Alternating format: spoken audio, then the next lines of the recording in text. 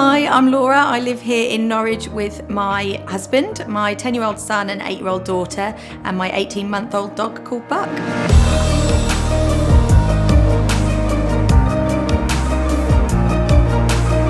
So when we moved here 6 years ago, we had quite a small kitchen and our family was growing, both children and pets, and we decided we wanted a bit more of a family environment, so cooking and living area. So we had the kitchen extension and new country style kitchen.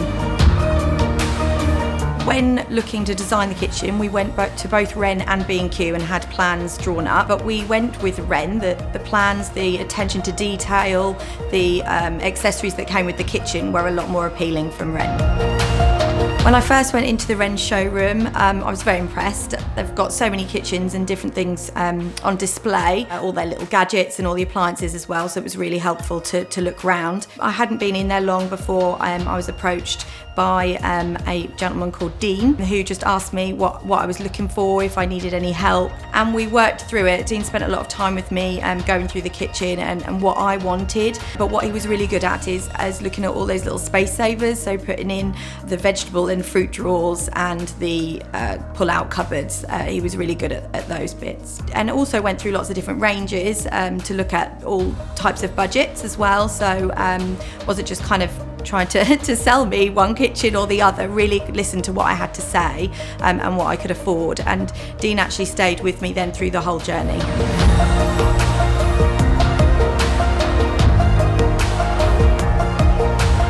I knew that I wanted a traditional country, warm, cosy kitchen, and I saw the shaker style on display, but in a different colour. I was really keen on grey even before we got there. I knew what I wanted. There was lots of different greys to choose from, but I did go for the darker grey with the solid wood worktops.